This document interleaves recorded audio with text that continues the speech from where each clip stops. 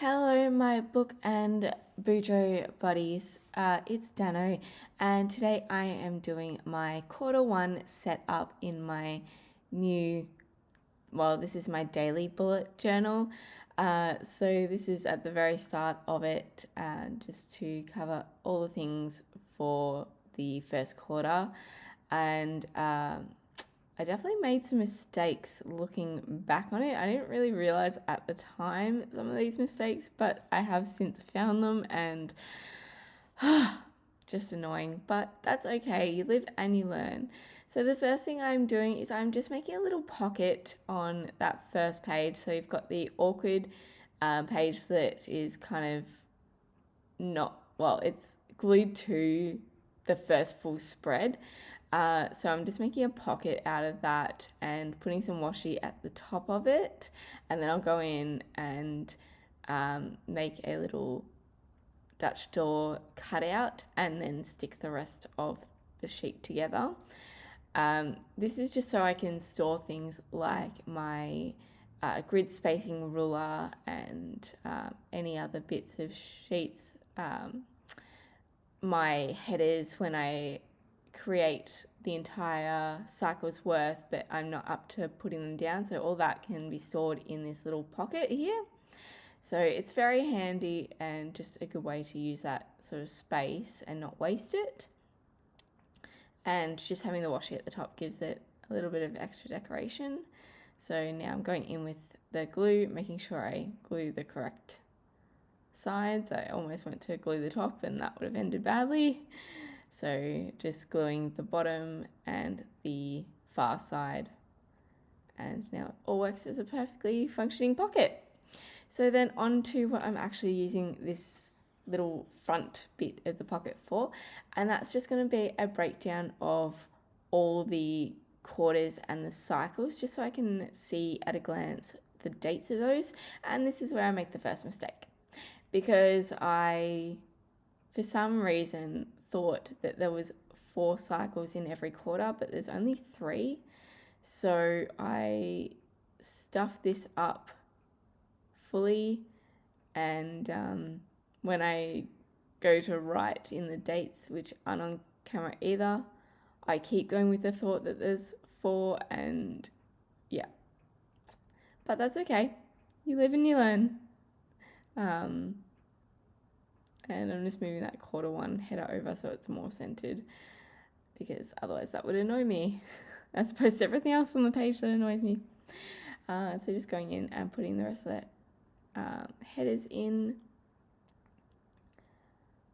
And I am loving having the printed headings. It does make it so much easier. Everything stays nice and consistent, and that's what I really like about headers. I want them to be consistent the entire way through a spread, whether it's the same font all the way through a journal, or if it's just for the individual quarters or cycles that it stays consistent for. I just like having that amount of consistency. So I'm just going in here and just writing in the cycle 1, 2, 3, 4, and this is a part where I stuff it up. I should have stopped. But anyway, my bad. So then after that, I am going and creating it's more of a half year at a glance. It's a little bit more than that, because this is the first full year I'm properly bullet journaling, but a lot of people I see use half a year to a book. So I'm kind of thinking that I'll probably be about the same. And because of that, I didn't want to put a full year at a glance in. Plus, all of my events I put in my calendar on my phone anyway. I have that digitally. So I figured I wouldn't really be putting too much in a year at a glance. So I'm just putting in a basic one with a rough quarter 1, quarter 2, just to, if I need to put stuff down, I can, but not feel obligated to put anything down. and not feel like I have to fill it out either. So yes, I'm just going in with that, putting in some nice washi. I love this washi set from the washi tape shop. It's really pretty. I love the feathers and sort of the celestial look to it. As I've said previously, I do wish they would come out with more matching sets. So hopefully that's something in the future. Here I am just marking out some header spacing and just going in and filling in like a background look before I put the header down. I like this look in theory, but I don't know how I feel about it once I put the washi paper on top of it, just because it does then really show, like it doesn't, the washi paper doesn't blend in as nicely as if it was on white paper. But sometimes you just gotta try new things. So coming in, putting all that down, and putting in another one for Q3, and then I'll have the Q4 as well. So I definitely put a bit more room down for Q3 and Q4 just because they are further away. So just had a bit more space there. And just going in with the every second highlight. I am slowly getting better at these. Just takes lots and lots of practice, and working out the angle to have the pen on is a big thing. Once you sort of got that angle of how much of an angle it would take to cover the entire dot spacing, then it's so much easier. But anyway, going in with the headers to mark it all in. So it was the downside of, oh no, I think I just accidentally cut that one off. Yeah, I did. So for these headers, I just printed them on washi paper and used my Stanley knife to cut them out. I really like that for the simple factor of it keeps the words together. However, I think I will start using my Cricut for them since I am already paying for the subscription to use the sticker aspect on it, which is really frustrating that you have to pay a membership for that. But since I'm already paying for that, I will probably just keep using that. The only thing I have learned is I do need to weld them together more so that they cut together. I've just got to work out if that's going to look too strange, just so that you what I mean by that is when you cut them out, it will cut out quarter and one as two separate stickers.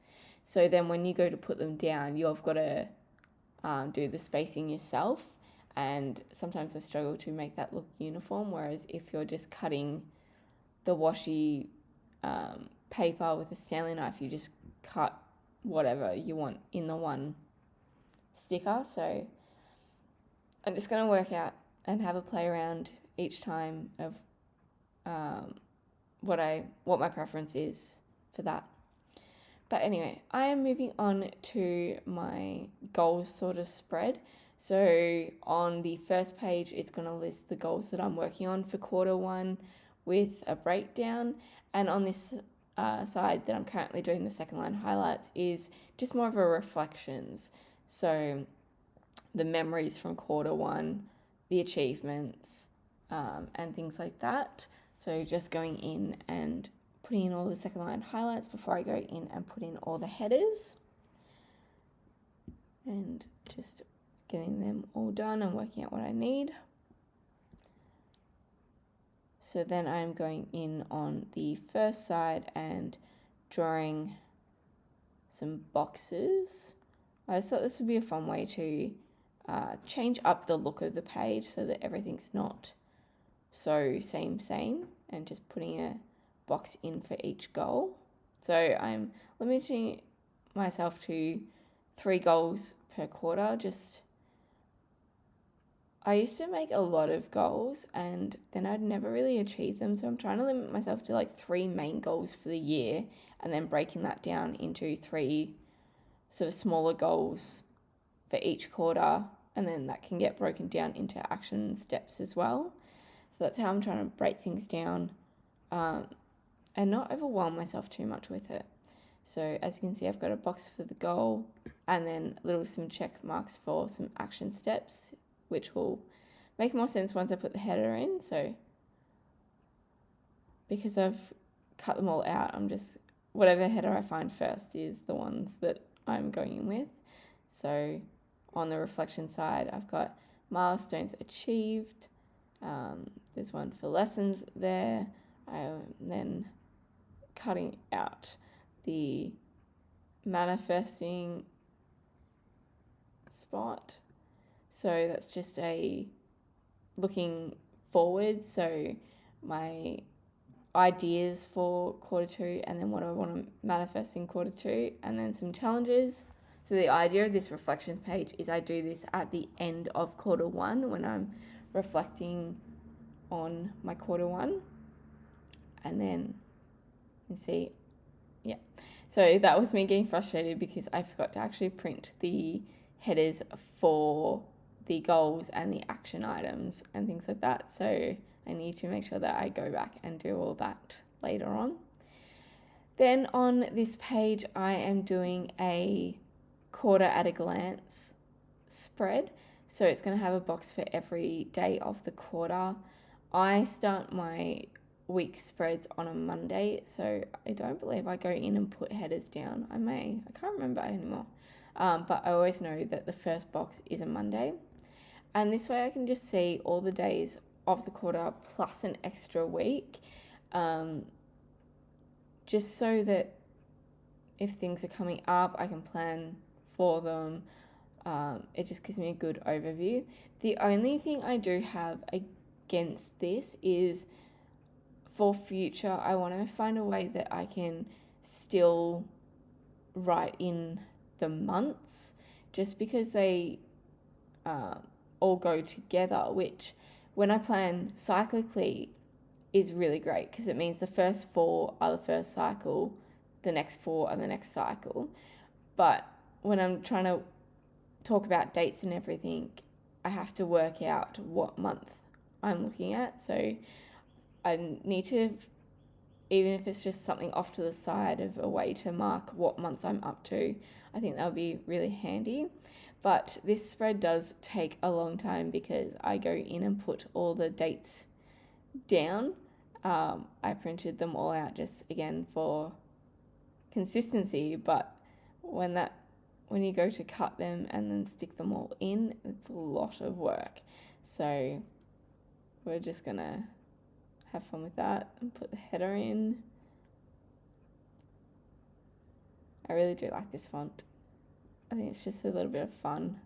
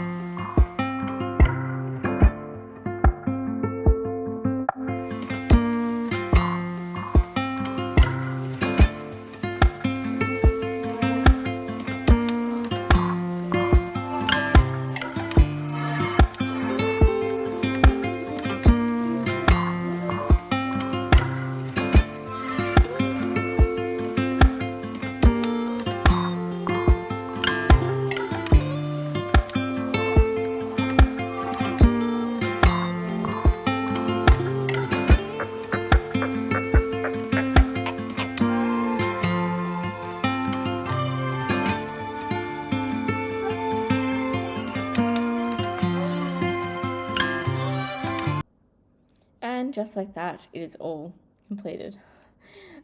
Just saves you from watching me put down all the numbers.